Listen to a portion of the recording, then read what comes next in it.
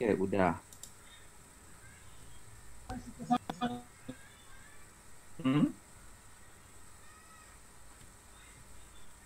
Silakan, ada yang ditanyakan. Poin 6 jelas?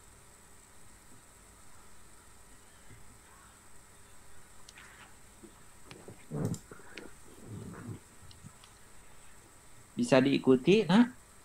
Poin 1 sampai 6? Insya Allah bisa, Pak. Bisa ya. Kita lanjut ke step selanjutnya. Nah, setelah menentukan tujuan dari pemecahan masalah itu, kita harus membuat sebuah framework. Gitu. Nah, jadi, kalau tadi ceritanya bagaimana cara menekan agar proses delivery dari produsen ke retailer itu bisa aman. Itu kan strategi purpose-nya. Gitu.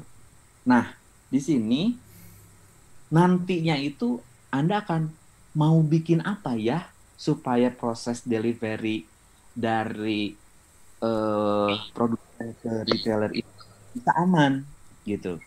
Nah, harus bikin apa ya? Nah, itulah yang akan Anda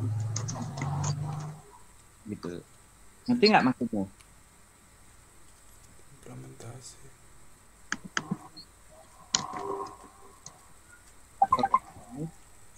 Maaf Pak, boleh diulang lagi, tadi suaranya tertimpa suara lain. Oke. Nah, tadi kita sudah melihat, sudah mampu mendefinisikan tujuan apa yang mau dicapai. Gitu. Misalnya tadi contohnya, kan ceritanya menekan komplain, salah satunya itu penyebabnya adalah proses delivery-nya yang tidak benar gitu, sehingga di retailer itu kemasannya itu sudah rusak atau produknya sudah cacat. Nah, strategi purpose Anda tadi bagaimana supaya proses delivery ini tidak menghasilkan cacat, mengurangi tingkat kecacatan produk dalam proses delivery. Nah, itu kan strategi purpose-nya. Next step adalah kamu akan bikin apa ya gitu. Kita bikin apa kelompok ini. Nah, itu jadi ceritanya begitu. Anda mau membuat sesuatu untuk menjawab tujuan dari strategi yang ingin dicapai tadi. Bisa dipahami, Michael? Bisa Pak. Oke. Nah, sebelum merumuskan saya mau bikin apa kayak gitu. Nah, ini yang sering terjadi di kalangan mahasiswa bahwa Anda membuat sesuatu usulan, program, ataupun proyek, tetapi hanya berdasarkan ide liar belaka begitu. Nah, Anda sebagai mahasiswa yang calon sarjana administrasi bisnis harus melihat dari dua sisi, inward looking dan outward looking. Lihat secara kapasitas internal dan lihat dari aspek eksternalnya, siapa yang akan menerima strategi itu, gitu. Relevan atau tidak. Jadi jangan sampai Anda mengusulkan sesuatu program untuk menyelesaikan masalah, sementara kapasitas secara internal perusahaannya pun itu nggak mampu. Berarti kan usulannya itu omong kosong gitu. Nah, maka sebelum Anda mencetuskan mau bikin apa, itu harus membuat analisis, setidaknya melalui tahap inward looking process, dan yang ketiga itu outward looking process. Gitu loh ceritanya. Bisa dipahami? So, Nah, sekarang tinggal kita pahami apa itu inward looking process dan bagaimana step by step-nya. Nah, jadi inward looking process itu adalah sebuah alat bantu untuk melihat ujungnya itu core kompetensi, gitu. Core kompetensi dari perusahaannya. Kita sebut namanya SCA, Sustainable Competitive Advantage, keunggulan bersaing yang berkelanjutan. Jadi logika sederhananya gini, seseorang mau melawan musuh, gitu, dia harus tahu dulu kapasitas dirinya. Dia punya sumber daya apa saja, kapasitas apa yang dimiliki, sebelum memilih teknik apa untuk menjatuhkan musuh itu. Gitu. Jadi sederhananya inward looking process itu adalah sadar diri. Unggulnya yang mana, lemahnya yang mana. Gitu. Nah, untuk melihat itu, teknik analisisnya adalah kita harus dimulai dari identify all company resources. Bagaimana all resources di sini? Bahwa perusahaan itu akan punya sumber daya yang dimilikinya. Ada yang sifatnya tangible dan intangible. Tangible itu yang nampak fisik, dan intangible itu dia menjadi suatu kekayaan perusahaan tapi sifatnya tidak nampak. Nah, contohnya, kalau pabrik comro misalnya, maka yang dimaksud dengan resources tangible-nya itu apa?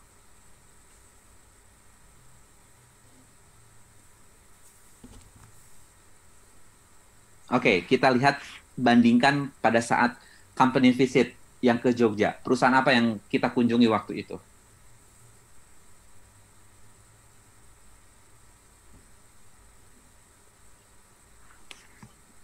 Monggo coklat. Coklat Monggo, Pak. Oke, coklat Monggo. Resources yang dimiliki oleh Monggo apa yang sifatnya tangible?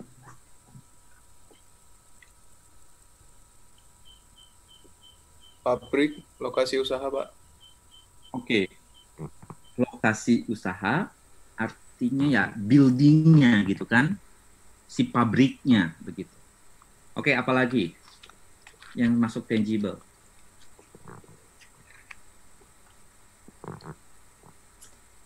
Karyawan-karyawannya, Pak.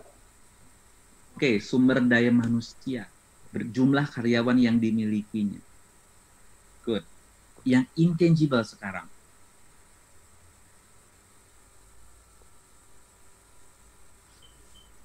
Motivasi, Pak.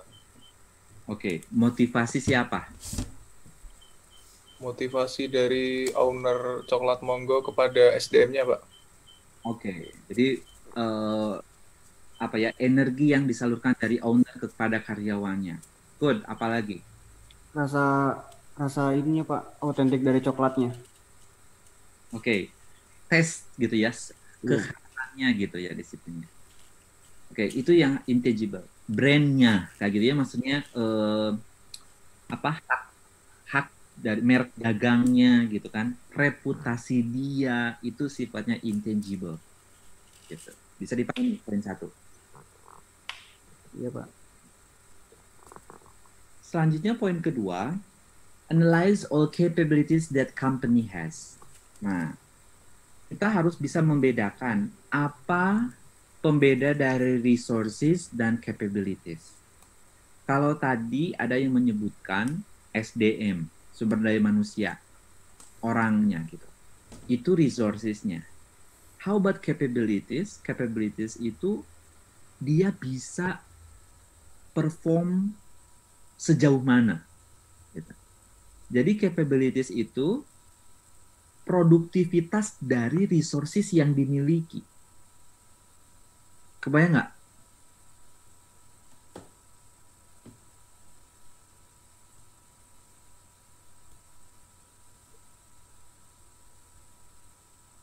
Gimana? Bisa membedakan resources dan capabilities? Sedikit bisa sih, Pak. Misalnya dia capital, misalnya capital, dia punya modal, gitu kan? Berapa? Misalnya 1M. Itu resourcesnya. Capabilitiesnya, bagaimana dari 1M itu bisa produktif. Misalnya dari 1M bisa menghasilkan 2M dalam kurun waktu 2 tahun. Nah, itu capabilities dari duit yang dipunya. Jadi resources ini bukan sesuatu yang didiamkan, tetapi harus ditemukan dan digali potensinya, sehingga itu bisa produktif. Misalnya, punya karyawan, 50 karyawannya. Capabilities-nya apa? Setiap karyawan bisa menghasilkan 100 produk dalam 1 jam. Nah, itu capabilities.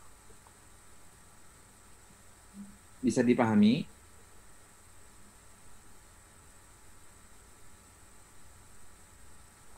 Silakan, poin 1 dan 2 dicerna.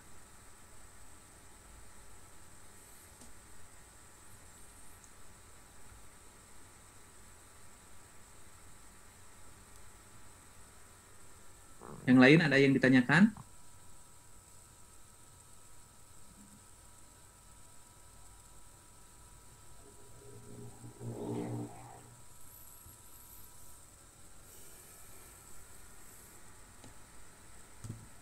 Silakan, apakah cukup jelas?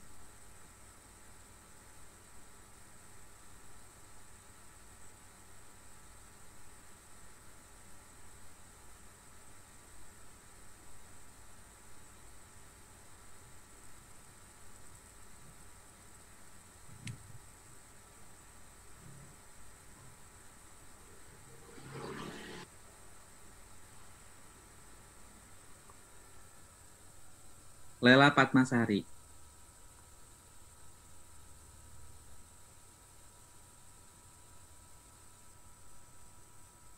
Lela ada?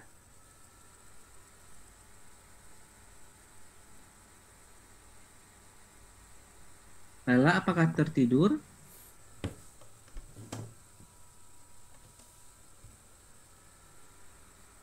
Iva Silpani. Lela nggak ada? Iya, Pak. Bedanya kategori.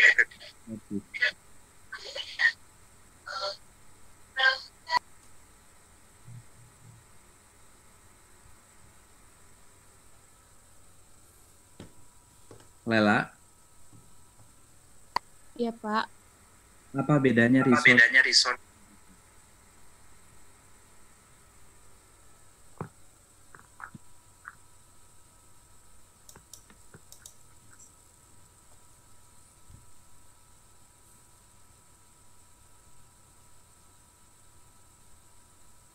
Silahkan jawab, Nak.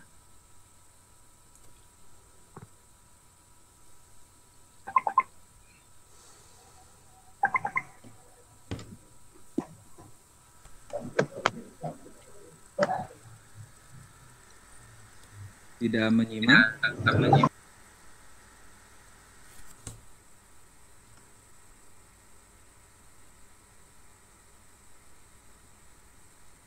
Lela bisa mendengar suara saya?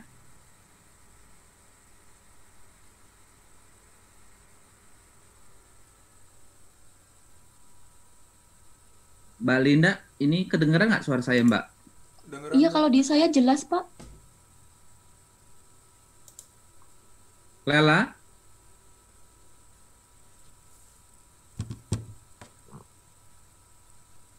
Oke. Di remove dulu aja ya, Lela. Novi Indriani. Iya, Pak. Apa bedanya, Nak?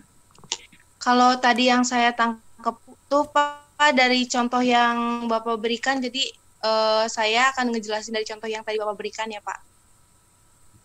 Contoh lain. Jadi kayak bahan baku nih, Pak. Yang research itu jadi bahan bakunya. Nah, untuk capabilities itu nanti bahan baku itu dijadiin apa biar nanti bisa kayak ada nilai tambahnya lain gitu, Pak. Jadi si bahan baku itu harus berpotensi dan produktif, jangan didiamkan.